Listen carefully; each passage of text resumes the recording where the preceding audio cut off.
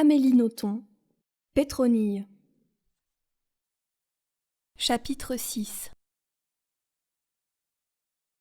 À 21h, elle frappa à ma porte.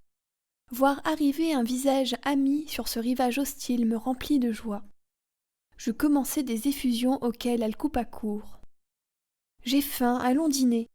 Vous me raconterez tout ça en chemin. » Je la suivis au travers de rues sombres, en lui expliquant ma rencontre calamiteuse avec Vivienne Westwood.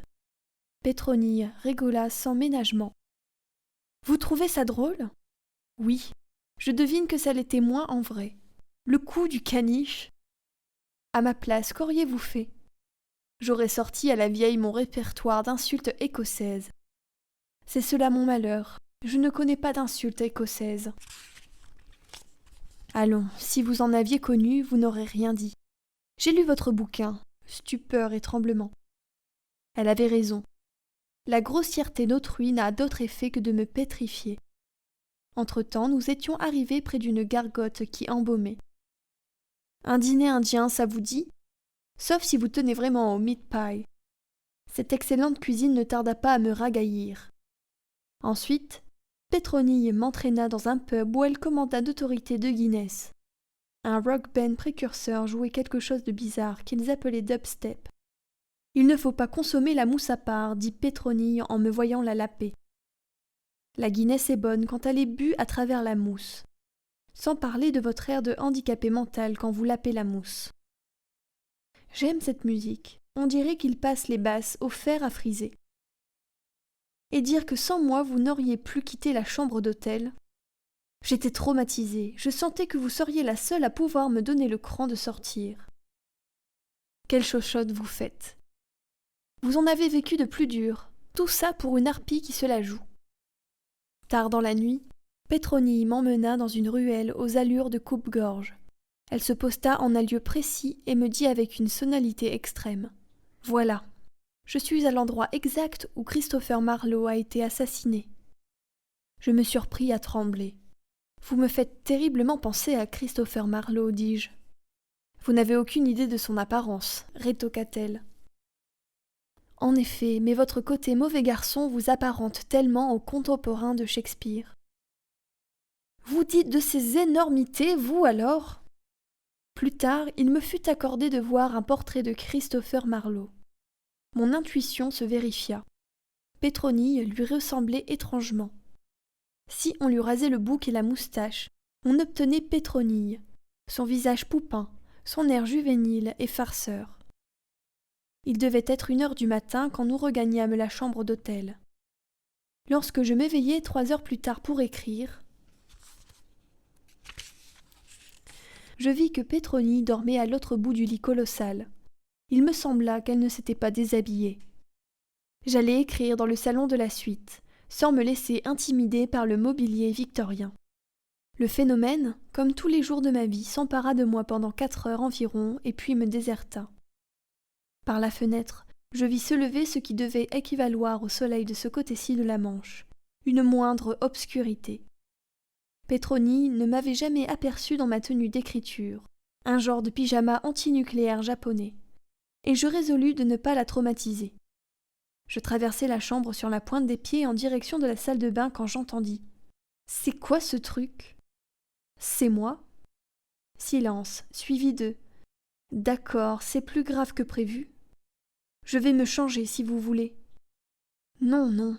Si j'allume la lumière, ça prend feu ? » ?»« Je vous en prie. » Elle s'exécuta et me regarda de rechef. « Ah, la couleur vaut le détour, elle aussi. Vous appelez comment ce coloris ? » ?»« Kaki. »« Non, kaki c'est vert. Et vous, c'est orange foncé. » »« Justement aux couleurs du fruit nippon le kaki. C'est mon costume d'écriture. Et ça donne de bons résultats ? Je vous laisse juge. » Elle rigola et se leva. Ce fut mon tour d'être surprise. « Vous n'avez rien enlevé pour dormir, pas même vos chaussures ? » Un vrai cow-boy. Comme ça, en cas d'attaque nocturne, je suis prête. Sérieusement ? Non, j'étais crevée. Je commande le petit déjeuner. Que désirez-vous ? Surtout pas leur saloperie de saucisses, de porridge et de rognons. Du café, des toasts et de la confiture. Tandis que j'appelais le room service, elle alla prendre une douche. Le petit déjeuner nous fut servi dans la salle à manger. Tels Milord et Milady, nous étions assises chacune à l'extrémité d'une très longue table. « C'est pratique pour se passer le sucre, dit Pétronille. « J'aime bien. »« Vous avez vu le flegme de ces gens ? La dame du petit déjeuner n'a pas remué un sourcil quand vous lui avez ouvert un pyjama orange. Elle a dû voir pire dans sa vie. Moi pas. » J'éclatai de rire. « Que voulez-vous faire ce matin ? » « Qu'est-ce qui vous paraît intéressant dans ce pays ? Demandai-je. La gratuité des musées, c'est bien, non ? Incontestablement. Allons au British Museum. Dont acte, afin de ne pas nous perdre, nous nous donnâmes rendez-vous en Mésopotamie à midi. Ce n'est pas tous les jours que l'on peut se fixer des lieux de rendez-vous pareils. En de tels édifices, j'apprécie encore plus l'ensemble que le détail. J'aime me promener, sans autre logique que mon plaisir. De l'Égypte ancienne au Galapagos, en passant par Summer. Me farcir l'assyriologie entière me resterait sur l'estomac.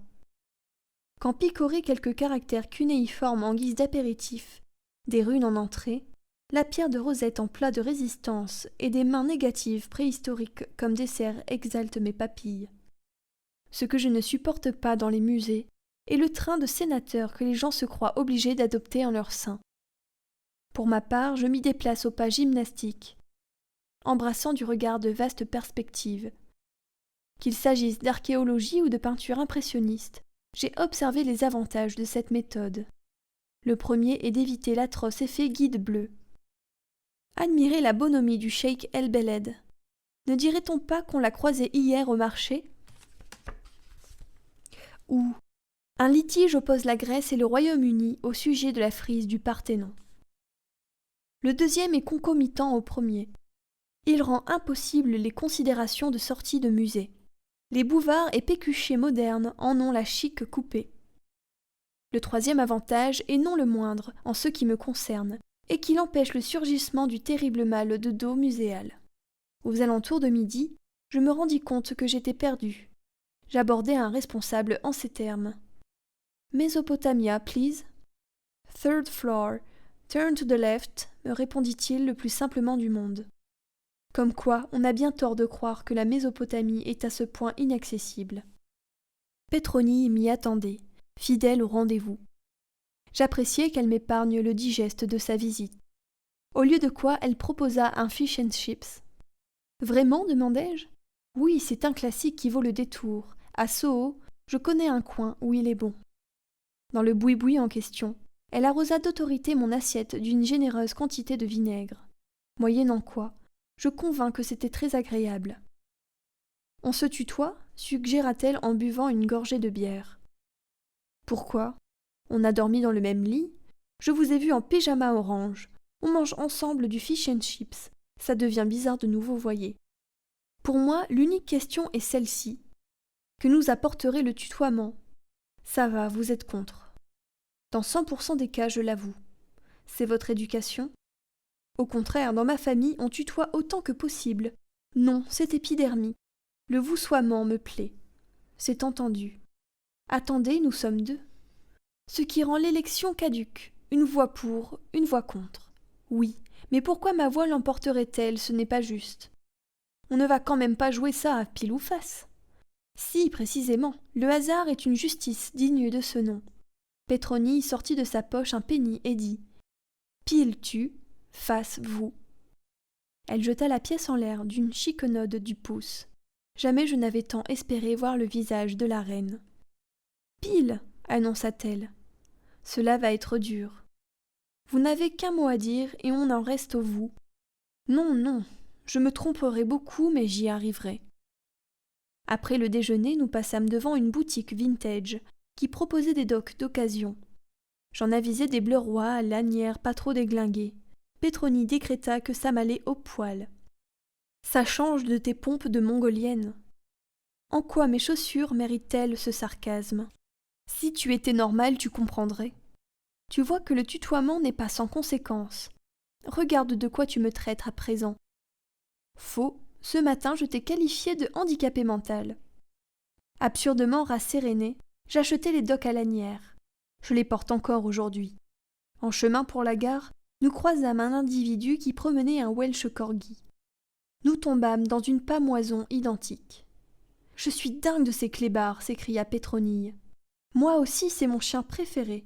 C'est également celui de la reine. » Maintenant que tu le dis, tu ressembles à un mélange de Welsh corgi et d'Élisabeth II. 50-50. Elle n'en démordit pas. Dans l'Eurostar, Pétronille me demanda mon verdict sur Londres. Jusqu'à ton arrivée, j'ai trouvé que c'était un purgatoire. Et depuis que je suis là, c'est l'enfer. Elle partit de son grand rire. Tu as raison, on s'est bien amusé. C'est vrai que grâce à elle, j'avais apprécié ce séjour éclair. Il n'empêche qu'en quittant la gare du Nord, en ce quartier qui n'est pas franchement folichon, je compris soudain pourquoi on disait le gai Paris. Comme cette ville est joyeuse et légère. On va boire du champagne, proposa Pétronille. Elle avait raison, c'était lié.